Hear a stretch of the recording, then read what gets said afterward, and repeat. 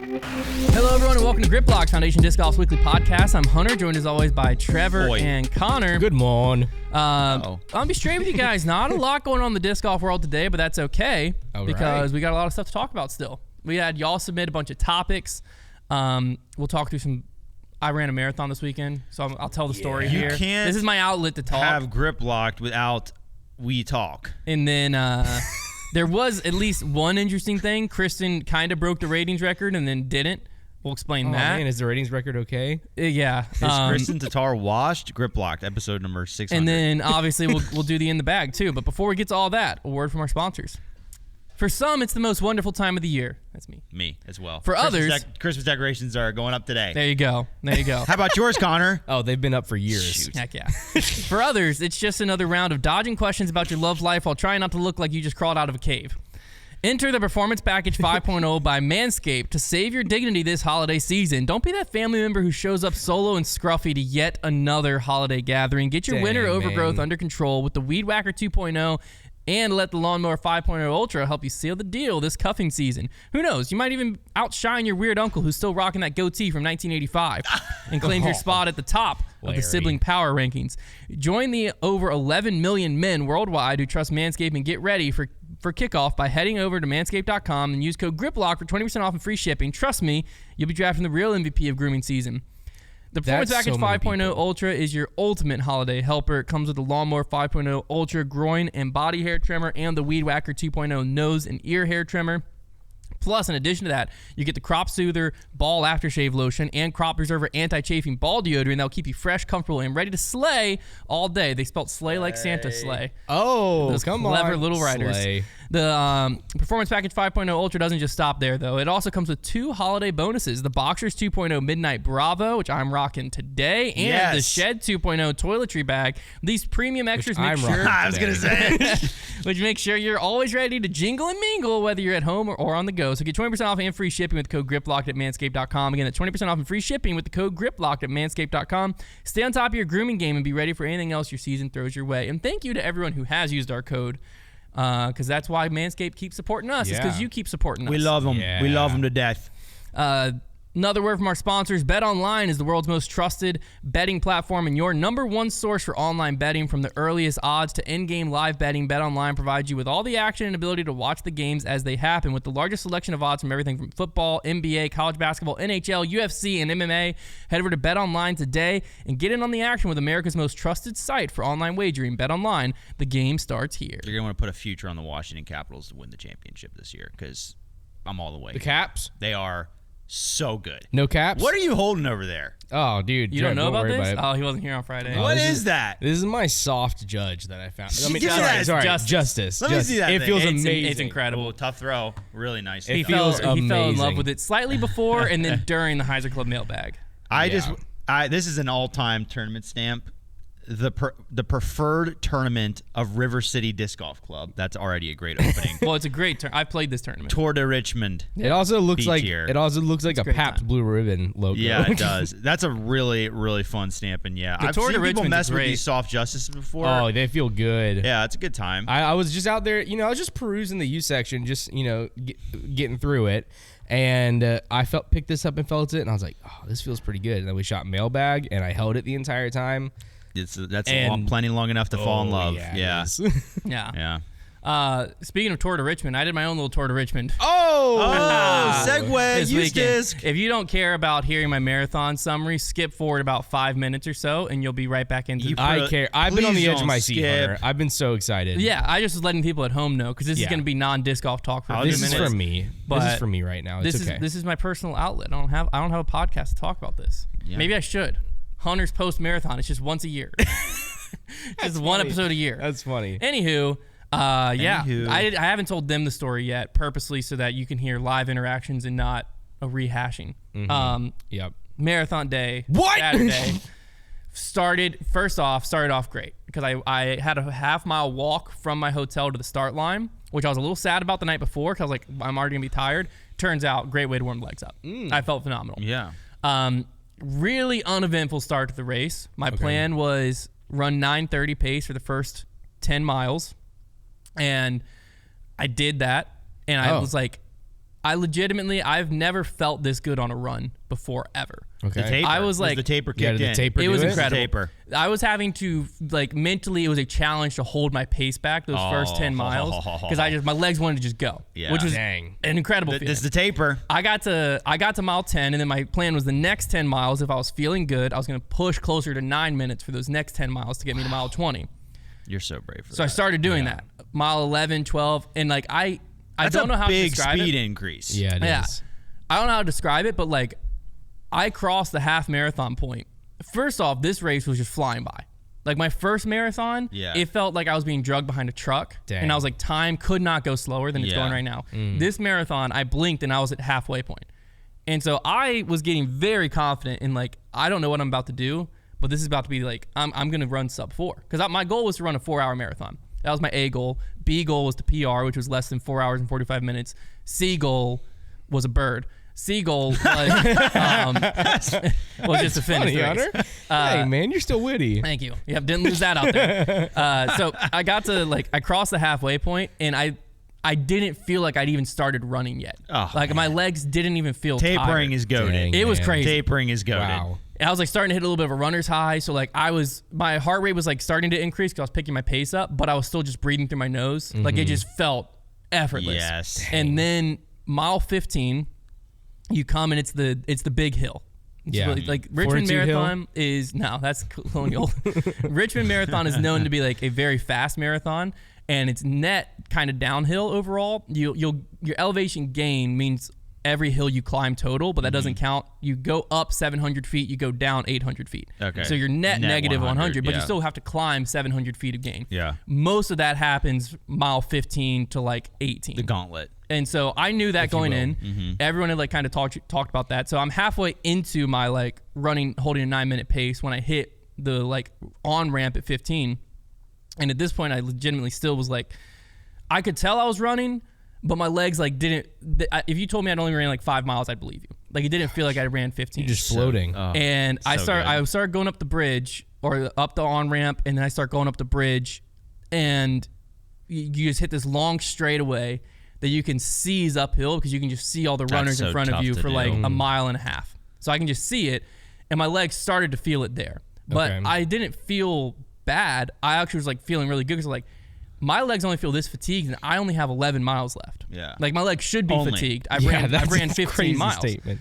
And so I hit that, and I think at that point up that hill, I ran up a lot of it's a steep on ramp, and then it's just gradual. So I started pushing on the gradual part because I was like, this is it. I'm doing this. I at that point was delusionally confident to where I don't think I'm gonna get tired until I'm done. So I just started charging. I don't blame this hill. you. The way it sounds. I started charging this hill a little bit, and I get a mile up the hill. Mile 16 was a junk food stop. And so I was up mile up this hill, and I was pushing pace pretty good, but I could start to feel fatigue getting more and more. Mm-hmm. And they had basically a shot of Coca-Cola. It was just in a cup like that. I was like, you know what? That sounds really good right now. So I downed that, instantly felt incredible. Wow. The sugar just hit me. I don't know if it was just mental Body or just what. What makes absorbed your it. blood is pumping so fast? I bet It was just incredible. Gets to you so a quickly. little caffeine, a little sugar, and so then I started kind of kicking it again. And so I'm going up, and it's literally a 2-mile uphill stretch at that part of the race. And so my legs were definitely getting fatigued, but the saving grace for me was I knew when I hit mile 18, from there in, it is very downhill. Let's freaking And go. so I was like, if I can get to mile 18, Somebody let him cook. as I kept telling myself, I was I can get through mile 18, I'm basically home. You can just lay down and roll the rest of the way. I have 8 miles left. Is that a but, strat? I was I have 8 miles left, but I'll be basically home if I can just get to mile 18. So that was the mental battle. Was I started to feel tired. I started to feel more and more and more tired as I ran up this hill. And I got to mile 18, and what people didn't tell me, or I didn't realize, was you went downhill, which I started to feel good, and then there was just this sharp, super steep uphill right around mile 19. It wasn't a big uphill, but it was just steep. Enough to remind you. And so I got to that, and my legs were feeling heavy, and I could feel the wall coming. So I ate I had granola bar with me, and so you know what? I'm gonna be smart. I need to conserve. I have 8 miles left. I am killing it pace wise right now. I can't bonk. I can't charge push this hill and it kill me. So I'm just walk this hill. I felt like that was a very smart decision. Yeah. So I stopped, Okay. ate my granola bar as I walked up this hill, still, I was feeling like fine, but I was starting to feel myself. So that's where, if you looked at my paces, like that's where I slowed down. I hit like, I think with that walk, it ended up being like an 11-minute mile at mile like 19 was or something like that. And then mile 20 kind of go down and it levels. And so I started to like slowly pick my pace back up. And it was at that part where like now the training plan or like my race execution plan was basically, it was called 10-10-10 because the first 10 was your head. So you use your head to basically pull yourself back. I did that great. I felt phenomenal during that. The next 10 was your legs. You use your legs to just let yourself run marathon pace. I'll give myself like an 8 out of 10 because once I got to mile 18, I started to feel it more, but for the majority of it, I felt great. And the last 10K from 20 miles in, you use your heart because that's like, you're gonna feel exhausted. So you just got to empty the tank. Okay. So I got to mile 20 and I started to feel it. That was like where at the first marathon, the wheels fell off. I was like, I'm not letting that happen again this time. No. So I like started trying to just like, I was like, you know what? I was running like a 10 something pace. My legs were just feeling heavy. They didn't hurt yet, but they just like, the lactic acid, everything was building up, but they felt really heavy. So I was like trying to just like slowly push through it. And then around like towards the end of mile 20, beginning of mile 21, I like landed on my right foot and just normal run, just planted, and I just felt my right calf catch. And it's that catch that's like terrifying because there's only two ways this is gonna go. Yeah. My calf's gonna loosen up and I'm gonna be fine, or my calf's gonna seize up and I'm gonna have to stop and stretch. Yeah. Not the end of the world if that happens. So I like just kept trying to run through it. I was like, I'm not gonna stop and stretch until I need to. And then like 3 steps later, my calf fully cramped, and then my right quad, just like the lower half of my right quad fully cramped. And it's like around mile 21. I was like, crap, okay. Like I was like, you know what, I'm okay. It's fine, let's get over the side. Let's stretch. And this is when I needed salt bad, but I've never had cramping issues ever, so I don't bring salt tabs with me or anything like that. And so it was towards the end, after mile 20, every mile has a hydration station. And every hydration station has water, and they were using Noon electrolytes, which I'd never used Noon before. And so I was like, it was towards the end of mile 20 because I think I had like 0.2 miles till that station. So I like stopped, stretched my leg out, everything, and then basically like limp jogged because I was really favoring my right leg. Like I don't want to cramp again, but I want to I don't want to walk the 0.2 to this next aid station. So I limp jogged there, and then I just took the 2 electrolytes. And the whole race, I thought this, but then this was the first time I was like, this is definitely true. I think I never used Noon, so I don't know what their concentration's supposed to be. Oh, no. But it just tasted watered down all day. Okay. And when I needed I thought you were sodium gonna say, bad, I think there might be gelatin in it. No. When I needed sodium bad, I drank 2 cups of it, and I didn't want to put too much water on my stomach because I'm just not used to running with a ton of water. I just needed more salt. But I needed more sodium. And so I took I drank 2 cups of that, and I just I could tell it didn't do anything, but I was mentally trying to convince myself it did. So what has that worked for every training run up to this point is I just, whatever song's on, I find a song that feels like, okay, this is go to war song, go to war song. And I don't know what song it was, but it was some heavy metal song. Because at this point, I was outside my playlist. I was my playlist was 2.5 hours because normally I switch playlists a bunch, but I was just in the zone. I forgot I was even listening to music. And so I just cranked it up to where it was hurting my ears. It was so loud because then I can't think about anything. Yeah. So it takes my brain out of it and lets me just run. And I was like, here we go, Hunter. You got less than 5 miles left at this point. You can endure anything for 50 minutes. Let's go. And so I started pushing myself. I took 4 steps. Entire leg cramped again. Yeah. And so I just turned the music down. I walked over and started stretching. And that one hurt bad. Because I think that was also the moment I realized, this is going to be a battle for the next, 5 miles. This isn't going to just go away. Gosh, you still 5 miles. So I started stretching, and there was just I don't think he was a spectator. He looked like he was a homeless man that was just kind of watching. And so I wasn't paying attention to where I was, and I just started stretching right in front of him, and I was obviously in a lot of pain. And he walked up to me, he's like, are you okay, man? And he was so concerned. And I looked at him oh yeah, no, I'm just cramping. I'm fine. I was like, I'm sorry, I'm in a lot of pain, but I'm not hurt, I'm fine. And he looked at me and he goes, do you need some weed? And I was like, I really appreciate it, but no, I'm good. I was like, I just got to stretch it out and then just kind of just get back out there. And he's like, oh, all right. And then he's like slowly backed away. I was like, that's hysterical. That is really so. I like basically the rest of the race from that point on was I would slowly walk up to or work up to like a limp jog, which was at like a 10-minute pace maybe, because I was just trying to favor my right leg so bad. And then every like 2 to 3 minutes it would cramp, and I had to get off to the side and stretch. And then there was like a few more hills because it was like kind of rolling hills the rest of the way in, and like every uphill, like even walking made it like start to cramp because I just couldn't. I was using my quad to get up the hill, and so it just was like seizing. And what was the more embarrassing part was like around mile 24 and a half, 25 is like the final kind of uphill. And then you turn, you go gradually downhill and you kind of like level off. And then you turn, it's like straight downhill after that. So I knew that. I'd studied the race map. So I knew like this is kind of my last one, but I physically could not run up it. But what they do, very smart if you're running a race and you're just like not cramping, is they just put a huge cheer section there. So that's where they just put a ton of people there. Oh, no. Well, the problem was, first off, I need to back up. Mile 22-ish, shout out, I don't know if you're listening, but there's a Foundation fan that I was walking on the side of the road, and he like walked up to me, he's like, are you Hunter? I was like, yeah.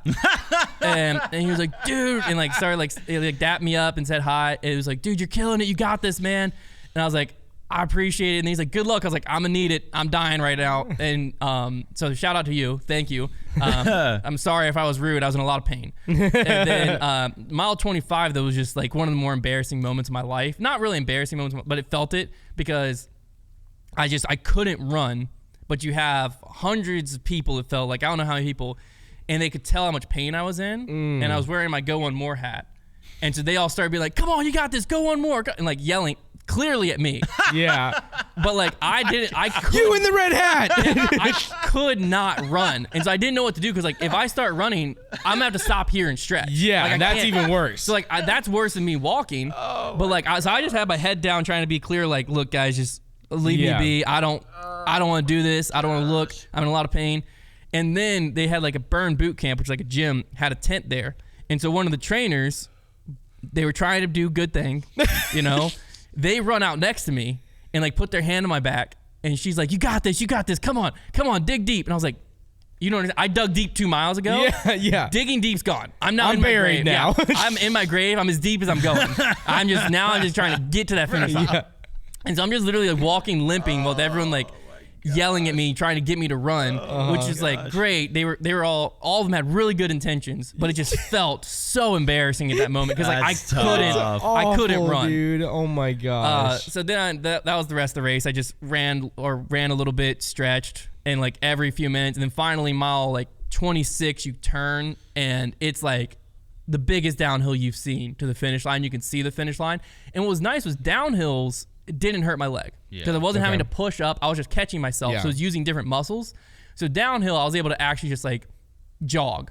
I didn't want to run because I was like, I just want to finish it. So I jogged through the end. So I ended up running a 4.5 hour. So I got my beagle. I PR'd by 15 minutes. Which is a dog. Beagle. Good dog. So I PR'd 4.5 hours, which was like a 10, 20-ish pace. So I'm happy because it's fine. That's I legitimately could. Nothing wrong with that. I know that I couldn't have ran any faster. It was also, to be fair, like it was I ended up being the nutrition and your cramping that got to you. And also something you'd never dealt with. Yeah. So like it wasn't even like you could really plan for it. No. The only thing that's pretty exciting though that you pushed your body to a point to where you found a new problem. Yeah, I just couldn't go anymore. That's cool. And and I feel it. Gosh, that's got to make you hungry for the next one, man. Dude. No, I'm done with marathons for a while. Oh, Hunter, dude, I can't wait for next year. To be clear, I love everything. In it sucks. But as soon as you're done, there is nothing like for the last hour and some change, I just was like pushing my body past the point I've ever been to for like an hour straight. Like there's nothing, I've never done anything in my life where I've had to do that. And so it's an incredible feeling. As soon as you're done, like there's just nothing like it. You accomplished something hard. Yeah, there's just nothing. Amazing feeling. There's nothing like that. So I love that. And there's also like, and I feel like this is true for everyone who runs a marathon. I feel like there's very few times that someone finishes a marathon and was like, that race went perfect from start to finish. Yeah. But it always just leaves you hungry because you're like, man, if I could have figured out those last 8 miles, I was there. Like the first you always 18, left something out there. Yeah, the first 18 were great. The last 8, the wheels fell off. Like if I could figure that section out, but the training's just too much on my like family and my current life stage, because in order to not have that last 8 happen, I'd have to up my mileage and stuff. And in order to up my mileage, I have to take more time away from my family. Mm-hmm. Just unrealistic. So half marathons for sure for the next several years. And then once Luca and if we have more kids are at a stage in life where like it's not as much of a bearing on my wife to be at home by herself for while I'm just running for hours. Whenever you say it like that, it sounds a lot sillier. He's out there running. Well, that's what happens. Like I get up, like when you're at to run a 20-mile long run, I get up at 5 a.m. I'm not back till 8 something. And he's like, I can't. I'm not gonna really get up any earlier because even when I get back, I'm a shell of who I was when I left because like, you're exhausted. But then Liz has been at home with Luca for a few hours on a Saturday when it's like, hey, this is your day to like give me a break from the week I've had. So half marathons though, like. No, that would be. I mean, you could run half marathon at 8-minute pace. Yeah, that's my next thing is like how fast can I run a half? Because that also the training. My longest run's like 2 hours. So yeah, maybe you're just gonna be more of a speed runner guy now. Well, I'm gonna just lock into the half marathon for a little bit, run 1 or 2 of those a year, and then that way I stay in shape. And then when it's time to push the marathon again, I'll push it again. How about some speedy 5Ks? That sounds. Well, I got a speedy 5K in a week and 4 days. Dude, you're gonna freak out. Hunter, dude, I want to run so 5K. bad. I want to be a runner. I think it's so cool. Well, whenever I ran for those 2 weeks, I got disappointed because I didn't get any better at it. Oh no, you only did it for 2 weeks. Yeah, you got that. I did the same thing for 2 weeks, and it was just as hard after the second week. Yeah, that is how it works. But that was talking also running. Shout out to Jeremy from our church, Jeremy Lee. He's the youth pastor at our church. He 380 some days ago fell off a rope at CrossFit, broke his hip and his elbow. Oh my gosh! And like he like was in a wheelchair, had to like kind of relearn how to walk a little bit, all of that, and he like couldn't go back to the gym to work out because it hurt his like arm, and like he still can't fully straighten his arm and everything. So he decided like he went for a run, and running didn't hurt. So he was like, I'm gonna run a marathon. So he trained and he finished the Richmond Marathon. That's on Saturday. Crazy. Cool. So he finished. I think his finishing time was like 5 hours. I messaged him after the race. Gosh, I it's saw so him, long to be out there. I saw him during, like before the race we talked, and I saw him like twice during it. But I was like, how'd it go? And his hip, where he shattered his hip, he said was just like in excruciating pain from mile 13 on, and he just like had to just push through it. And like I saw the picture of him like at the finish line hugging his wife, and like you could see it all over his face. Like that man went through something out there, but he did it. So shout out to him. Crazy, dude. Ouchie. Yeah. Oh, that sounds awesome. Now let's talk about someone else who had something ripped from them. Kristin Tatar. She posted. Somebody who also broke a bone. That's true. Elbow. I don't know if she broke her elbow, but she had elbow surgery. No, she broke a rib. And a rib. Yeah. Well, she had elbow surgery. Yeah, she actually broke a rib this year. Well, they fix broken ribs with elbow surgery. That makes sense. That is true. Yeah. She had to make this post and then delete it because, and Latitude64 had to as well, because she hit on Tuesday of last week 1,001 rated. Everybody had to delete their ratings, which made her the new all-time highest rated female player. Wow, that sounds exciting. Herself. I feel like there's a drop-off coming. Beating herself. Then she had to make a secondary post hours later because what had happened was the PDGA accidentally included Throw Pink and USDGC in the ratings. They're so silly for that. When it's because of the rules on like hole 17, a few other holes using stroke and distance, it doesn't abide by PDGA rules, so the ratings can't count. Can you imagine being a governing body and you can do whatever you want? You could just say, hey, this event gets special treatment for that one rule on the one stinking hole or however many holes it is. And then they're just like, but we're not gonna. I just don't understand why they do that to themselves. It makes no sense. She had to make this post instead. It turns out new heights weren't conquered just yet since the PDGA counted Throw Pink rounds at first, but later on canceled them. I still made it to 4 digits if the ratings won't be changed again, and it is still worth celebrating. And then so she's still 1,000 rated? Yeah. She hit the 1,000 rated again. But that 1 point? And what sucks is Gannon Burr got up to 1059, I think, which is like, I mean, I think the record Paul got to was 1061. 1062. Oh, was it? Okay. The Onyxes were 1060. Yeah. Oh. Yeah. But 1060 was what I remember. 1060 was like he was the first player to get to 1060. It was something around there. So he was getting mighty close to that, and then he also, USDGC got removed, and he went down to 1058. Dang, that's crazy. So both of them got affected by that. But yeah, it sucks the most for Kristin because like she broke a record. They made a post. Hopefully, it didn't stamp any discs. Made a post, all that, and like I'd a few buy hours one. later, the PDGA was like, "Oh, sorry. You know that tournament you actually did and that thing you actually accomplished doesn't actually count. Sorry." Psych. So is the tournament itself like not It's an X tier. PDGA? It's like an X tier. Okay. Yeah. Which is so It's like just like a- experimental. It's just like a local weekly.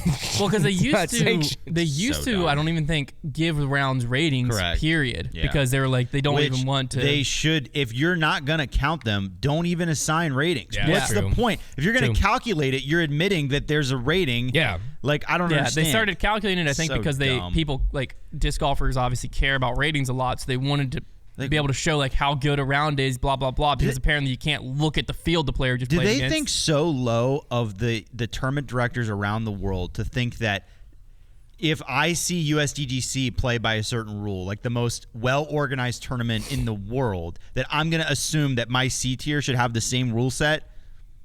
I think that might happen. Yeah.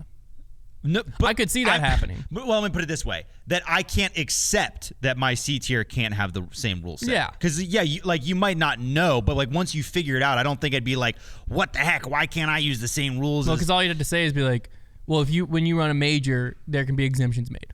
Yeah, It's that simple. That's I just don't get it. And And also, then- the rule itself's stupid, anyways. Well, yeah. To me, I think it's dumb It's just because the, It's stupid anyway. It's just Well, so dumb. Like I just can't. to man. me, the Pro Tour, the Pro Tour / majors should just, they don't need the PDGA. The majors do, but the Pro Tour doesn't. But they should, if they're going to use the PDGA should at least give them, because it's still dumb that like we went to Vermont and the course has to be designed a certain way because they didn't get a waiver approved. You're on the highest tour of the Yeah. and you got to change the way a hole's designed. So there's this little sliver, literally like a little tiny little puny little sliver over here that's inbound so that it's not an island green. I think they should make it a peninsula. If it were me, I wonder if there's minimum rules on like how big OB has to be, because like they usually, when they do that, and they do it at hole 6 at New London as well, they make it kind of like a walking path sized. If I were the tournament director, I would make it 1 inch so that it's literally your disc can't be inbounds because the disc is too wide. Yeah. Yeah. So it's just OB anyways. Well, no, because if it's touching in, inbounds, it's it's in. in. Oh yeah, that's true. Okay, your disc could be inbounds, but it'd be astronomical. What I think what I would do if I Because was then trying you're just to play then the you're petty then it game, just doesn't Good matter. luck taking your meter, idiot. Yeah. if I'm trying to, yeah, it's funny. Now that is interesting. That's it probably probably has the to be rule. it has to be wide enough, I'm sure, to take a Probably- legal stance. Probably has That's to probably be it. like a meter But I or think what something. I would do is if I was like trying to be a petty TD at hole 6 at New London, is where that they meet, right, and go into the woods. Oh, I would take it. I would just make it like a foot wide, and I would just flag about 250 feet that way. Yeah, I would just go straight. And into the then go woods. down. Yeah. And then flag like 250 feet back. Yeah. So it's like, Nobody's ever gonna go there. good luck. Yeah. If Yeah. you land over there, you're gonna wish you were OB. Yeah. And you probably abandon the lie and play from where you were anyways. Same. That's what I would do. But like, cause also, like things like the bunker rule and European Open, like you should be allowed to do stroke and distance. That should be allowed on the Pro Tour. Where like if you want to make a hole and be like, hey, this hole, if you miss the green, you got to rethrow like Ledgestone used to do. You got to rethrow, and like stroke and distance used to be like you could get a waiver. It's gone now. You can't do it. Like on the Pro Tour Well, the reason- / majors, that should be allowed. Is that what reason that- stroke and distance means? You keep throwing until you get it, It basically? means you take No, a you stroke take from- and you don't get the distance. You take the Okay. stroke from your Okay. previous lie. So That's you don't okay. advance Okay. to the edge of the OB. You The- rethrow from where you previously Gotcha. were. The reason the Pro Tour will never do that, even if they're allowed those, their pace of play is so bad. Yeah. They can't. They don't even have. Oh, no, room. they have plenty of other things to fix. But Yeah, they don't even have room to. but do yeah, very dumb. Kristin Tatar, 1,001 rated in our hearts. it. Yes. At the major in our hearts. Throw Amen. pink. Yes. I mean, how many times is the PDGA going to tell Throw Pink that they don't matter? Why? Yeah, We should start- and that it's, is interesting. You know, do they not care about breast cancer? Ooh, there's Oh, a spin. That's a way It's to just That took a interesting. dark go. turn. Yeah, It's just interesting. I feel like we kind of got to commit to that. Now that you said it. It's just interesting to me. You know, Throw Pink. That is true. You would think it's You a would good think cause. that's a pretty big thing to put a major on. Now, not only are you saying it's not a major, it's just got to be a little A tier. You're like, oh, a woman broke a woman's record at a Throw Pink event. Nah, it doesn't count. Hunter's making a Interesting lot of PDGA. That sense. is a statement. It's Hunter just, did Hunter- make a it's interesting to statement. me. That's all Hunter I'm saying. is Okay, making it a lot is of statements interesting. and stances right now. That is interesting. Hunter Well, what is did I Well, say? you know What what's did I also say that really was wrong interesting? during that I, sentence? well, here I am sitting here. That's what I'm saying. It's like it's a Throw Pink. They said, hey, it can't be a major.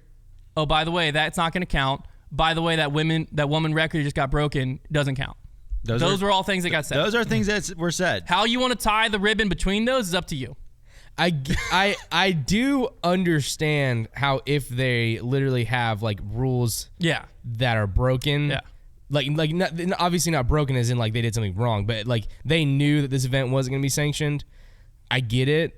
Well, it but was also it's sanctioned. just- That's it's the just a problem. bummer. No, That's the weird thing to me is they sanction it and they let it run USDGC side. They as just a don't major. do ratings. They just they do ratings for the rounds, But they don't- They just don't let them count. Well, That's silly. the whole That's dynamic silly. between this tournament and the PDGA, it's like the who's going to bend the knee, because it's always been the situation of like the PDGA being like, we have the rules, like we make the rules, and then the tournaments being like, well, we have the best disc golf tournament ever. You need to conform to us, like, because we have this awesome thing, and it's just like the PDGA is never. It also is is also interesting that they didn't award that, like they didn't count it from the major of the year. I did hear the awarded, Well, I think award-winning major of the year. The only reason this is even a storyline is because they accidentally did Grippies. count it. I did hear Because if they didn't count it and she just went to 1,000, business no one as would have usual. even noticed. Yeah. But because you counted it and she went to 1,001, I did Well, hear it's also from, them. It's also them even admitting yeah, like, that. oh, it's- sorry. Yeah. I did hear from somebody that there is talks going on to make it a major like next year.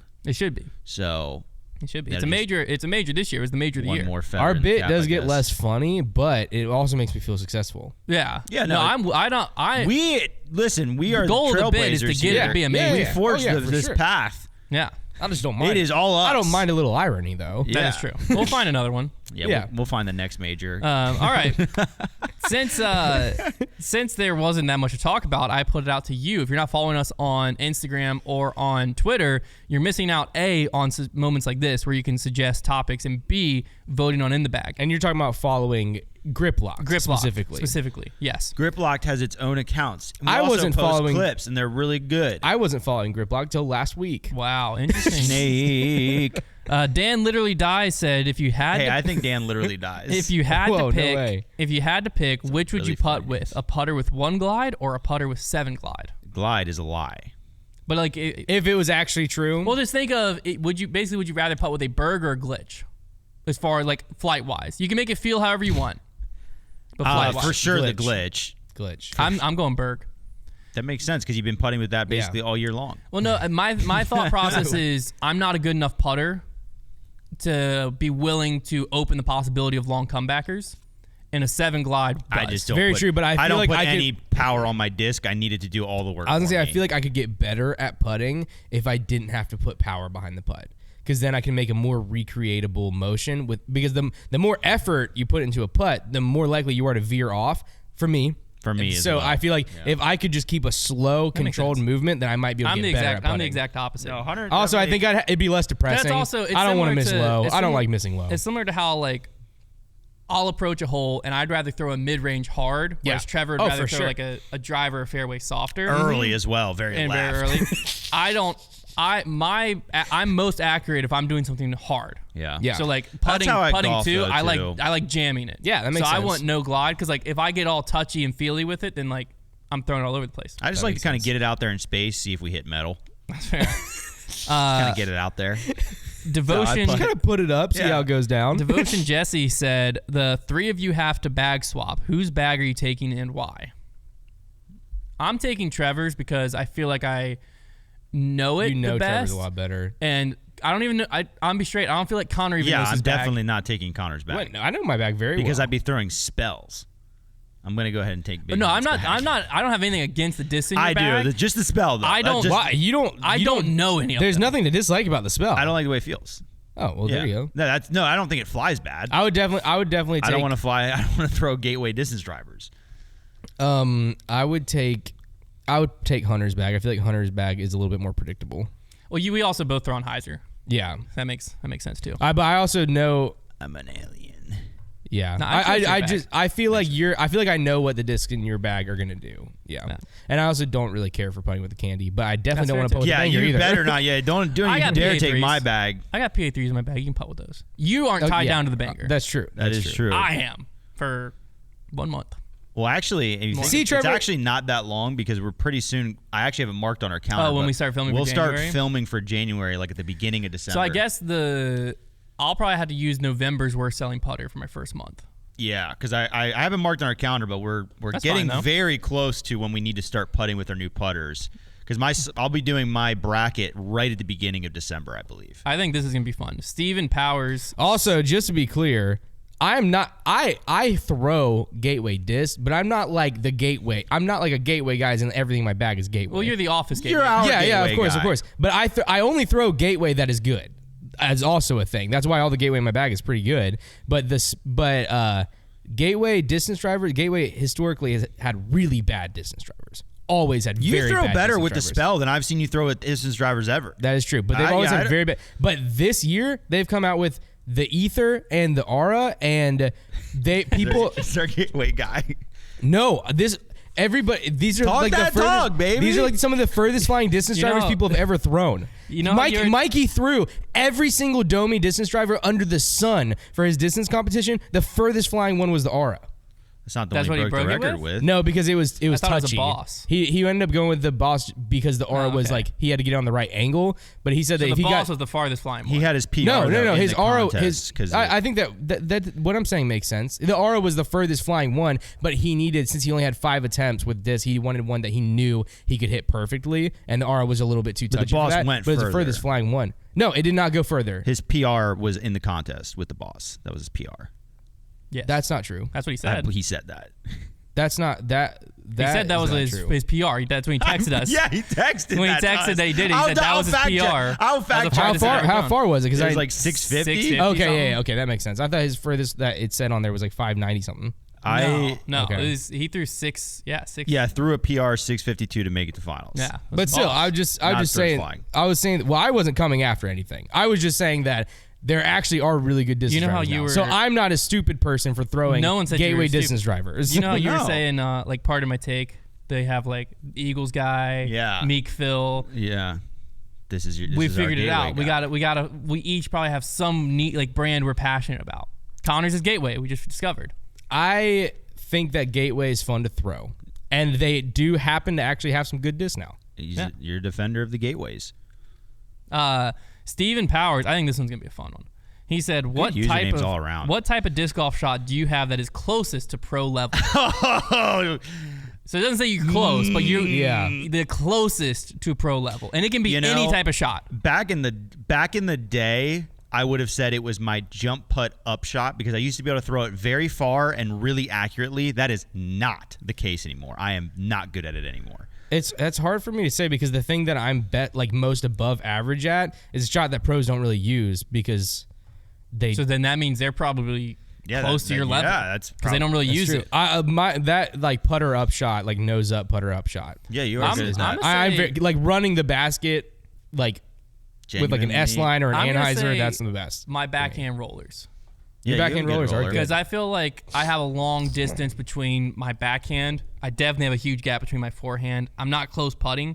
And I'm not close on a backhand roller, but I feel like I'm better than your average person at a backhand roller, which puts me closest to pro level.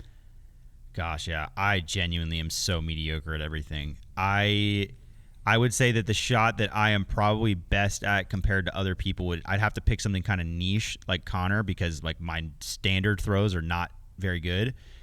And it would probably be my like Zone OS flex shot forehand. Yeah, you're good. I throw you're really good, good at like that. knifing forehand shots with the Zone OS to where I'm throwing it like this. You're just kind of like slower forehands are really good. but only on Anheuser. Yes. Yeah. Well, I'm those, not yeah. very good at throwing them flat. Those like running the basket with the floaty forehand. But I can You're do really good I at can do the those. right to left forehand with an overstable disc pretty well. Yeah, like you that's can. probably my best shot, I guess. We'll do a few more of these.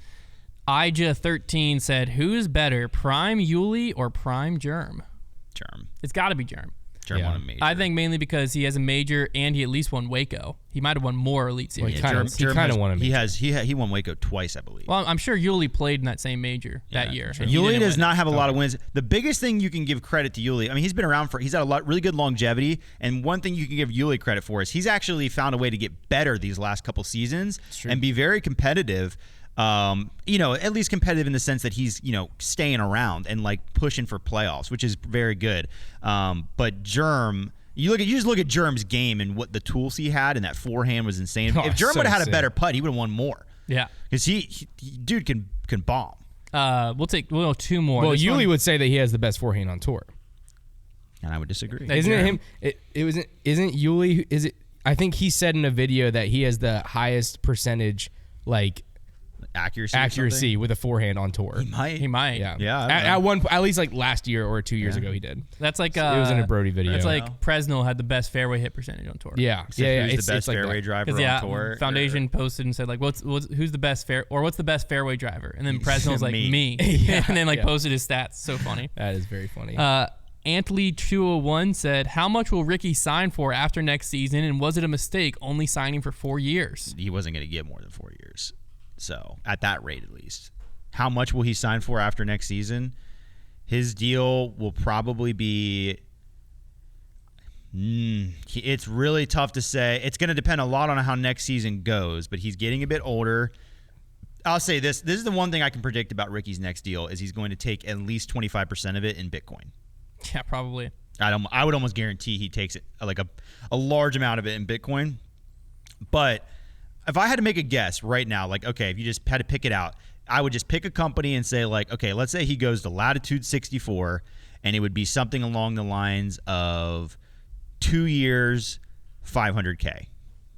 I could see something like that. And that's the highest. I think 250K average per year is probably the highest he'll be able to get in this market as it is right now. I'm going to say this. We won't know what his next year. We what will his not next deal know. is. We will not know. We won't know. We're not going to know about somebody's deal for a long time, Yeah, probably, unless they tell us. But yeah, I would imagine. I mean, unless where he's worth the most is if he were to leave and a different company pick him up. At Trilogy, it's going to be very interesting to watch Ricky and Konner's off season after their deals are up. Because like Ricky's just never been able to make himself synonymous too. Like the best thing he had going was like the pigs.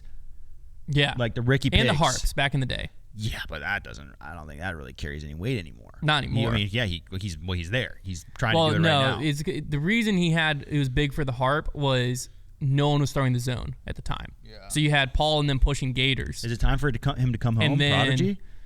You know, they couldn't afford it, I don't think. No. But the only company I could see, and I don't think it'd be a good signing, is I could see MVP trying. And that he'd be like their guy that's like Mr. Consistent, high performer on I tour. wouldn't hate the signing. Just they would have it insane. I just don't feel like he would fit their company. Ricky's just not a needle mover in a way. Like he just doesn't seem to move plastic. And I think Ricky is very fun to watch and pretty marketable. I think he has gotten more comfortable interacting with the fans and like the media in the past years. There's been a lot of disc golfers who had kind of had to move into that space and like become more. And like I think Ricky's pretty likable. He just hasn't really been able to have the kind of influence over. I don't think he grabs the viewer. Because really, the way you move plastic is you have people that want to emulate you. That's why Paul was so successful. Yeah. That's why Simon says when people want to be like you on the disc That's a golf good course, point. that's how you sell plastic. Because if I buy your disc, it's just like I'm trying to emulate you. It's why It's why I bought an S-Line P2 back in the day because Paul threw it off the tee. So Ricky, I don't think there's a lot of players who want to emulate Ricky because it's one thing to be likable, it's another to be looked up to in that way, and that's why has kind of had the disconnect with selling plastic, I think. So he'll still move some discs, just not at the rate that some of those players can. like a Gannon Burr right now. Yeah, He's starting to pick up some steam. well, Gannon's going to be that guy. And AB. Gannon and AB both are the guys that people are going to want to emulate. Yeah. Yeah.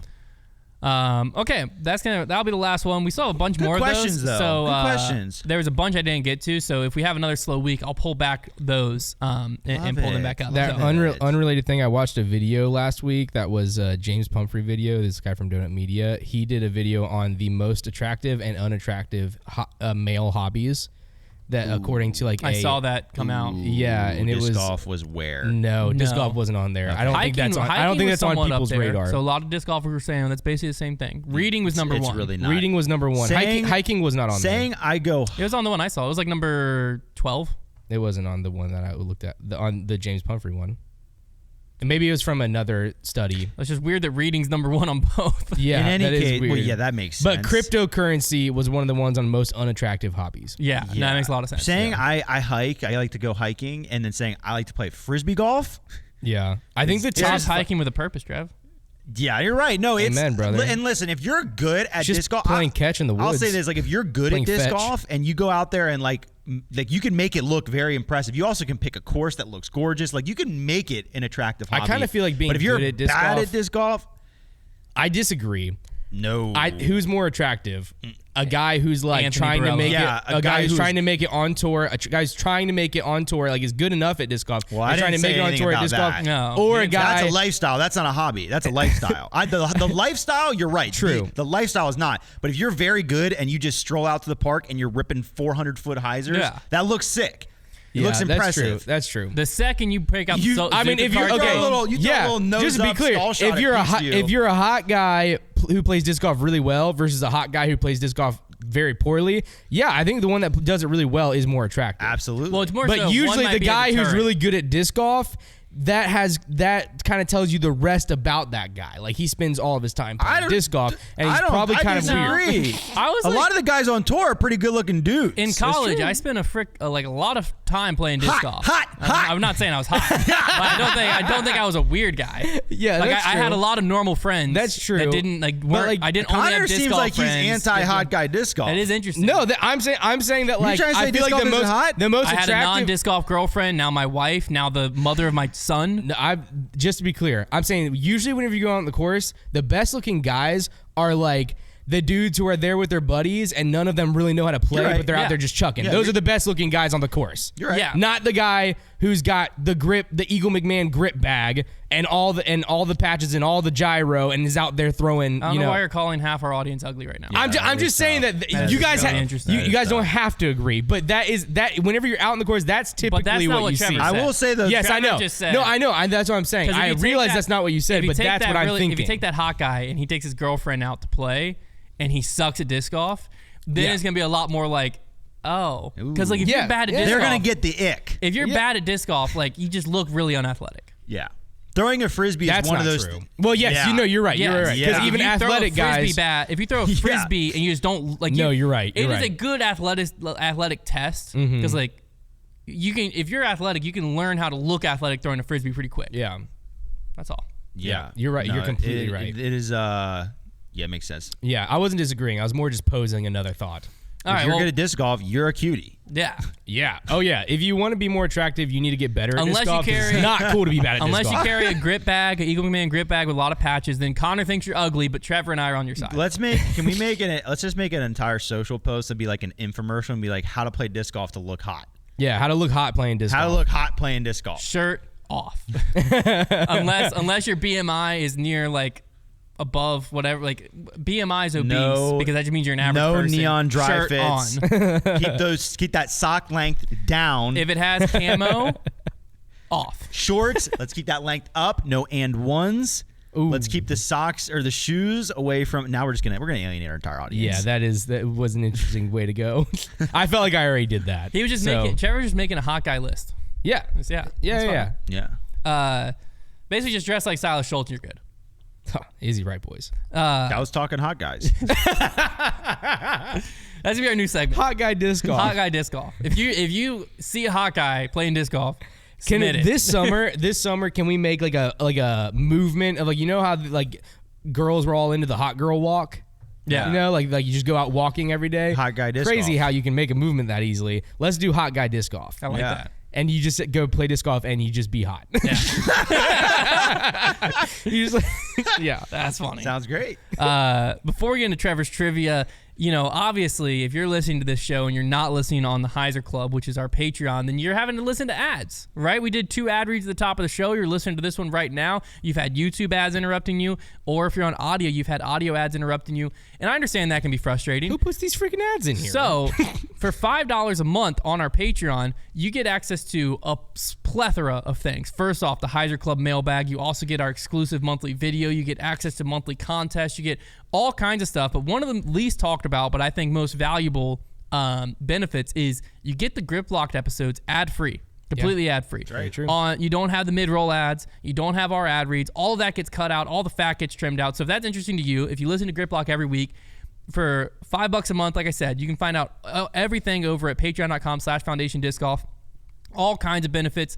Once you get up to the next few tiers, you can even earn discounts on the site. And if you go annually, you can even earn an invite to the Heiser Club Championship and the annual disc. So you can find all that and more found at patreon.com/foundationdiscgolf. And shout out to all of you who are listening to the Heiser Club. You can't hear me right now because I'm doing an ad read, but I love you.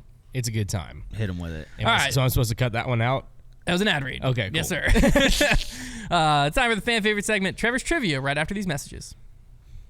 All right, ladies and gentlemen. This one is going to be, we've done this before. This is our kind of guess in the bag segment where I have got an in the bag from a player, and you're going to be trying to guess the molds in that bag for points. Oh, I love this. Obviously, the rarer the disc or the less of the disc they have in their bag, the more points it's worth. This one's going to be a fun one. Yeah, I feel like you were going to go a little bit harder than last time on this. Not super difficult, Okay. but there is some tricky ones, and it'll be fun to see where you guess. Okay. This is Brody Smith in the bag No. 2020. His very first YouTube in the bag that was posted. Shoot. So you just got to take yourself back to 2020, Brody. What was going on? I mean, that man's got nothing. Where he was in disc golf, obviously brand new, what he would have been throwing. There is 1, 2, 3, 4, 5, 6, 7, 8, 9, 10, 11, 12, 13 different molds. Okay. In his bag. Honestly, less than I thought. Who's going first? The way I'm going to do the point system very simple. This one, I'm not going to just do it based on how many of each disc is in there because he has a lot of just ones. There's a lot of just one-offs. So the way I have this set up is, in my mind, there is the common discs, and then there are the not so common discs, and so there's going to be worth 1 point and 2 points respectively. Okay. Common compared to his bag, or common compared to Discraft lineup? Compared to a little bit of both, but mostly to his bag. Okay. There is of the uncommons. Uncommon would be a disc he's not currently throwing. Is that right? I would say most of these should fall in that category. Okay. Dark horse discs, if not if you all will. of them. So there is 1, 2, 3, 4 discs in that what I would consider the harder ones to get. That's what we're just going to call it. We're just going to call it they're the harder ones to get, and I don't believe he has any of these currently in his bag. Okay. I'm almost positive of that. So Okay, I'm ready. you guys are each going to get 6 guesses. So, we got a limit on guesses. Yes. So if you guess one that isn't Your in there, guesses you really get matter. Nothing. I'm going Or you know for what? We'll say we'll guess until they're all gone. Oh, heck Yeah, yeah. we'll guess I until like they're that, all gone. Trev. That's more fun Thank because I want you. them to all get covered. Who's going first? I think the last time we did this, I believe Hunter won. So Konner will go first. I'm going to go right off the gate. I'm going to go for rare discs. Oh, and that's the strategy that gets you in trouble. Oh, I know. Yeah, I know. They're only I'm worth gonna 2 start compared off, to 1. But this one, I know it was in his bag, very close to this time. Okay. Not sure if it was in his first one, but I'm going to choose one. I'm going to go with the Nuke SS. That is one of the rare ones. That is worth 2. Good guess. So goated. I'm going to go Undertaker. That is another one of the rare ones. Yeah. Wow, very well done. Okay. There's 2. The 2 others, I believe, are the hardest ones to get, probably. There's one. You guys are just going to spend all the time trying to get the rare ones. There's one that's really rare, but I don't know if it was in his bag. Remember, if you take a common, it means the other person can't guess it, too. So you can just kind of I think. fill up the Okay, I'm board. going to go Machete. That is one of the commons. I'll go Zone. Another one of the commons. Did he Dark Horse have a Buzz SS? Is that your guess? No. That was not my guess. My guess will never be started with Dark Horse. Okay. Okay. That's how you will know. Gosh, I would have Dark Horse discs in there. Okay, I'll just go with a Meteor. Yep, he had a Meteor in his bag. I'll just go Buzz. He also had a Buzz in his bag. Okay. Heavy hitter here. So far, we're perfect right now. Heavy hitter here. I'm about to get off of perfect. Either it's going to be the most Dark Horse disc in there, or it's going to be, not in there yet. The Sky Streak. No. Yeah. Dang it! Yeah, Before Sky Streak time, I think. I think it was like a year before. I don't Streak time. remember exactly the timeline. But if that was in there, it could have been crazy. It would have been crazy. I'm gonna go Buzz OS. No. Oh, Dang. must have been after. Two blanks. There we go. That was my opportunity. Okay, I'm gonna stick with some common then.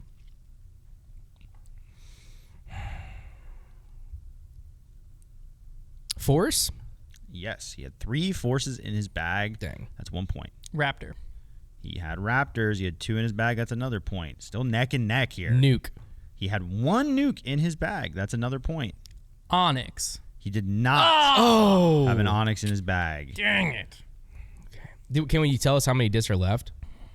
There is currently 2 of the uncommons and 2 of the commons. There is a distance driver, I believe a fairway. It's either a fairway or distance is close. There's a hint.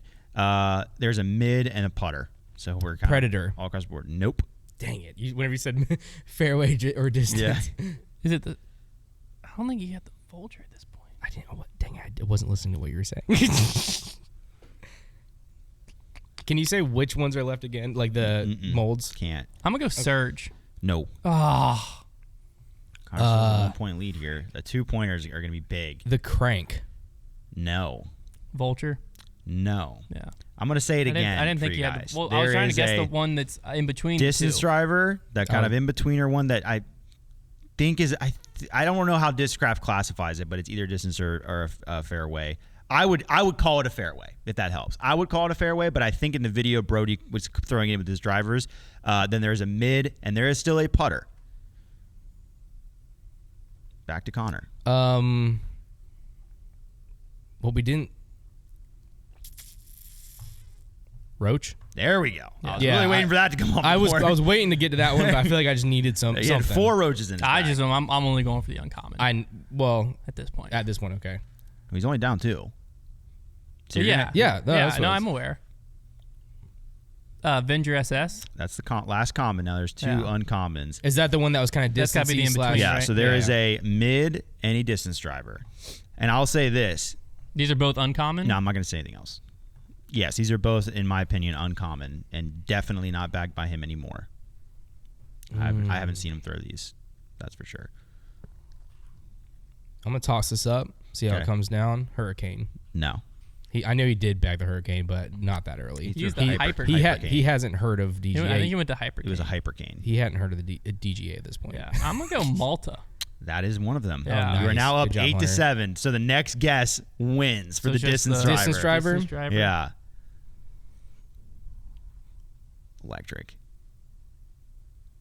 Nuke OS. No.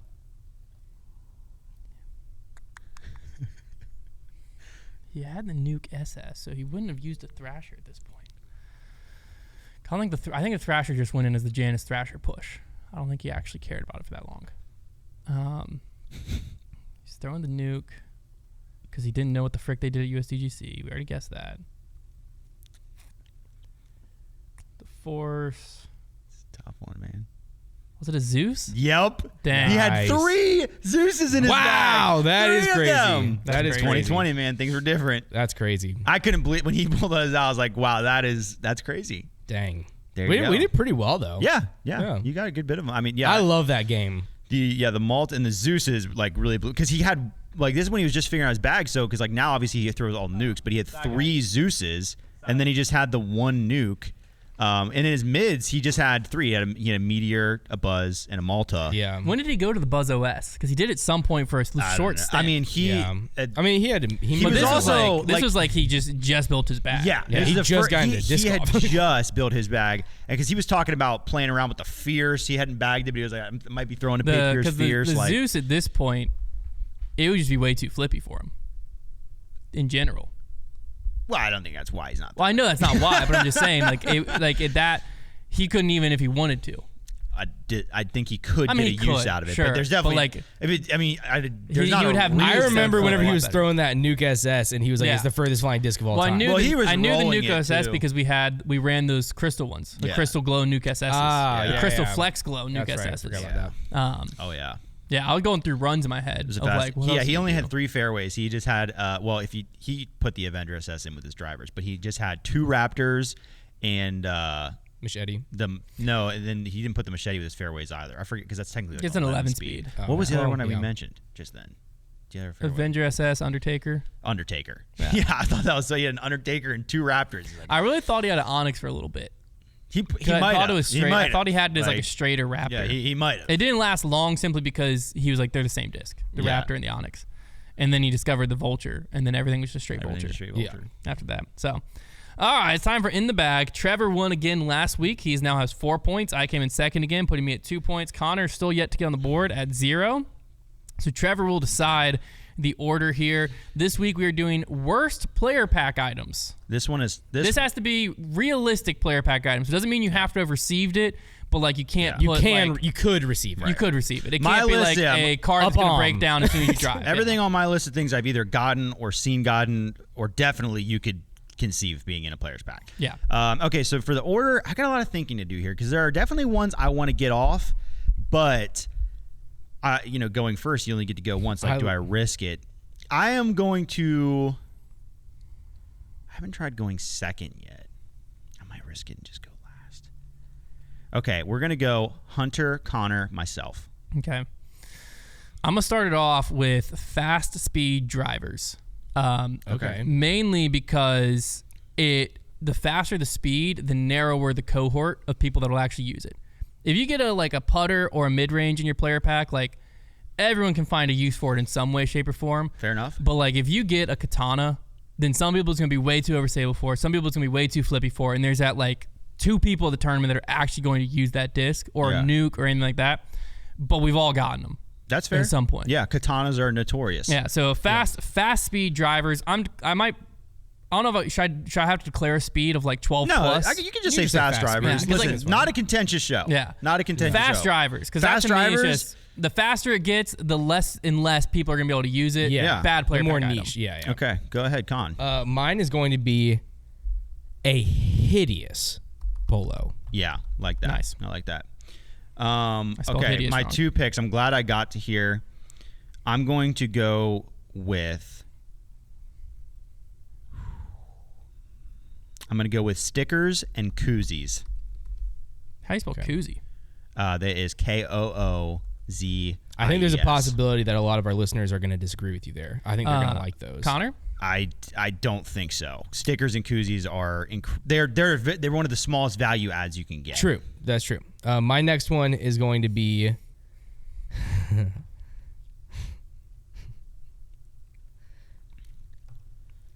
local coupons. Dang it! Dang it! Oh, I hate those so much. hate You're that. giving it to me so I have to go spend money. Then I'm going to go get 20%. And not even just local. You think I'm getting freaking $20 off at Keen's? Friggin' Yeah, I'm going to go the buy a Merrill- $150 the Merrill shoe shoes, yeah. to save $20. Yeah. Thank you. Yeah. That one got me fired up. That was the whole thing that started this prompt, was I just thought of my rage when I got coupons. And I'm like, why did I sign up to get 20% off? At That one freaking wasn't even on my list. OIP? I just pulled it out. No, that's, I hated that's a that good one. Yeah. That was my next one I was going to take. Very good one. Okay.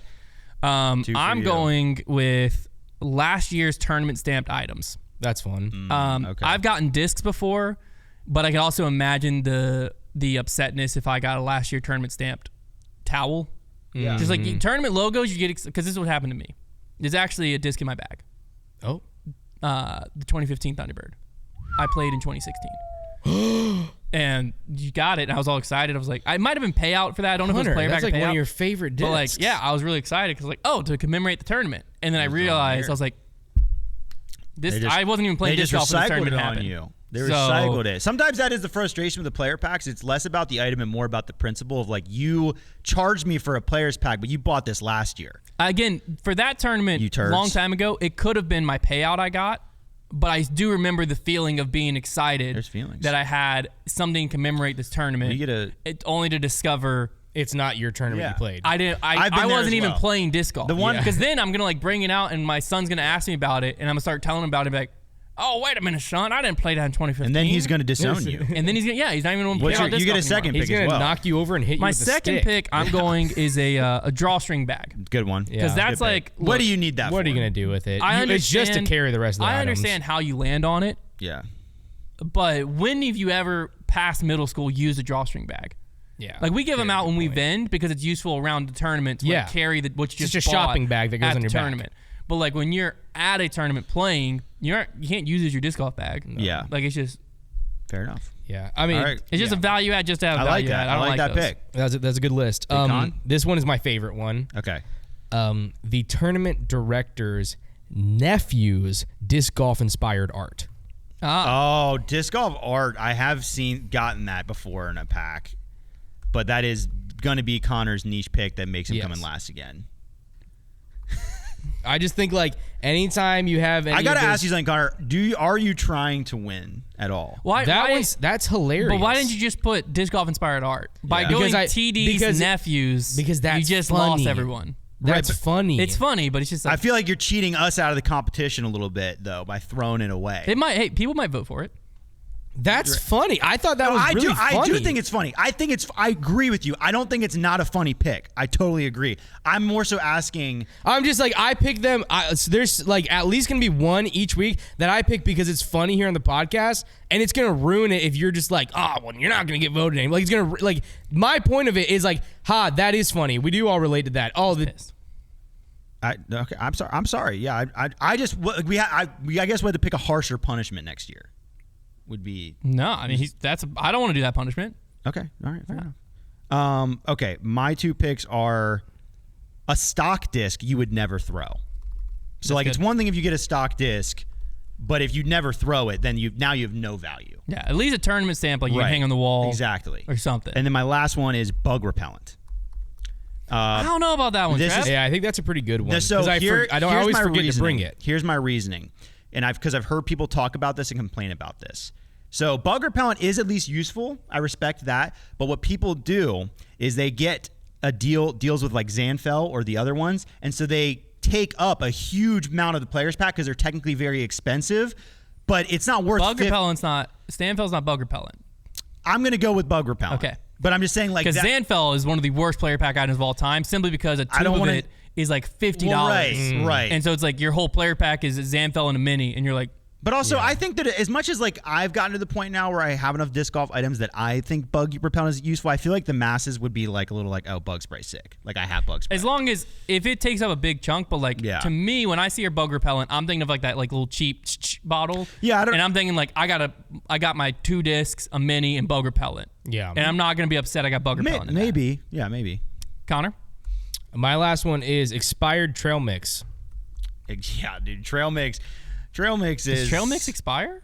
Of course, but it would. They make everything expire at some point. They bought it. They bought it for the tournament last year. What expires in trail mix? The raisins. I don't know. know. I actually know for a fact it does. Is it M&M's? Candy because I had peanuts expired. There was peanuts that had an expiration date in our cabinet we just found. But then we looked at them and like we're like, these are fine. Yeah. Well, you know, in a lot of industries, because I this one they legally have to put it on there. This one doctor I was friends with, he was talking about how in medicine, a lot of medicine just doesn't really expire, but they still put it on there because you're going to buy more. Yeah, it makes sense. And they're the FDA, so what are you going to do? I'll tell you what. What?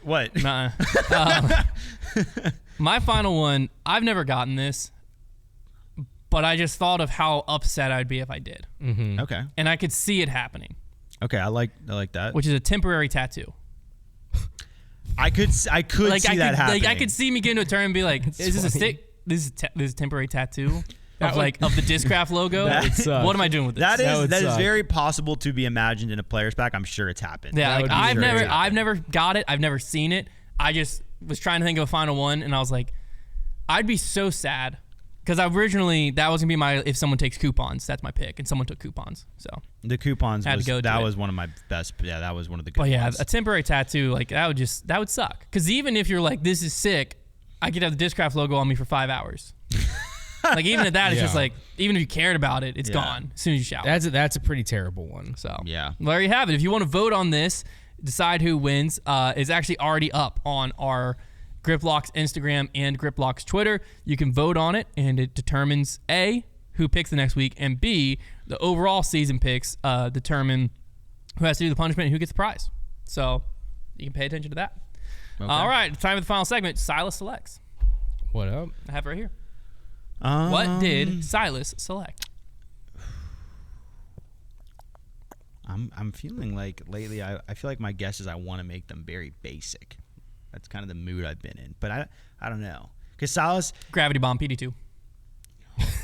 I just saw it. I saw it. Spat that out. You saw it, Hunter? That's cheating. No, I felt it in my soul. I think there was one on the front. I think Silas walked out, and it looked like candy to him. My thing is, I think right after Silas, like I got the one guest, I think he was on guard, like going with really, like making sure it didn't happen again. I feel like as time goes on, he will slip up. He'll pick the obvious things. He'll start to go more to normalcy. I want to be right. So I'll bad. go with another new disc that may or may not be out there, the P2X. Nice. Konner? I think it's gyro, I like that. I think you're onto that. and I think that it is a wave. a wave. That's a good. That could be good. Oh, It was the E-Dug or I-Dog. E-Dug. You're very cultured for that. Dang. Dang. What did You what did y'all dirty decide rat it meant Silas. on the review? Brad said that Wait, that a Swedish guy told him it meant like your friend Yeah. or your brother, but then all the comments were like but that, then and it's not true. Yeah, that's funny.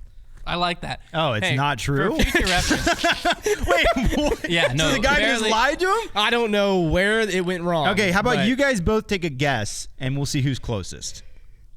I'll find it right now. I'm gonna say that it's Okay, let me give you a hint. I'm gonna say it's let me a- give you a hint. It's a word. It's a word. Like it is just a word for word. Like it's not. It doesn't mean like it is a word. And I'll even give you another hint. It is to make it so that it can be close. This is going to be an adjective. I'm going to say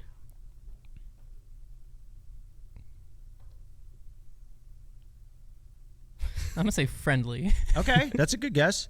Wasn't it that's then? going. I was just trying to think of how someone could be like, oh, it means my dude, my brother. Yeah. I'm gonna go with unified. Okay, it is industrious, like hardworking and persistent. Industrious. Yeah, that doesn't mean like my friend. If more Yeah, of you, that guy if just more made of that you up. could DM Brad or the In the Bag podcast, because he's not going to listen to this, the In the Bag podcast, and just feed him how to pronounce Different like Swedish stuff. the Castaplast Castle. names, like any Latitude 64 names, and then Or- feel free to throw in a like what it means. Fake Because that. that, Or also- that we didn't set the first one up, but that is hilarious. Go to could the set that iDog up. review on Foundation Disc Reviews and go to that video and comment like crazy about how that's not true. About how But I don't know if Brad will iDog go back actually and is. read that at this point. He might. I still want them to go comment. Hey, it can't hurt, right? I just think it'd be funny if like Brad's on In the Bag and Robbie C listens to Grip Lock, he's in on it. Yeah. And Brad just starts going off about like the Castaplast That it would be funny. crut for like the crute or whatever it is. Yeah. Mhm. He's like, oh, it's actually pronounced the crut, and it's where we get the word for crutch in English. And like goes on this like long spiel, and Robbie's like, Brad, I gotta be honest with you, man. I don't think any of that's true. Oh, That's you're all telling I- them to go make up what Yeah. the Yes. Oh, that's hilarious. Because that's basically what happened with E-Dug. You're gonna Yeah. have to. Whoever said brother, like that's not actually You're what gonna it was. have to at least look a little Swedish as well to convince him. Or, but like you can choose a different country. Like if there's one Yeah. that I don't know off the top of my head, but I know like Latitude 64 has some. How many of Swedish those do you think names. we can get him to fall for in a row? Probably just one, though, I'd guess. I don't know. I think after the first one, he'd be like, okay, I'm getting advice on another pronunciation. Like, I don't know.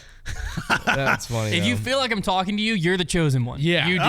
yeah. If you're stirring in your seat, your Yeah. heart is racing. If you feel like I'm talking to you, I am. right now, Brian. I'm talking to you, Brian. All right. Pull the car off to the side of 460 and DM him right now. All right. And Talk then to you come later. the rest of the way to our store. Yep. Yeah. Don't Talk to drink you noon electrolytes ever.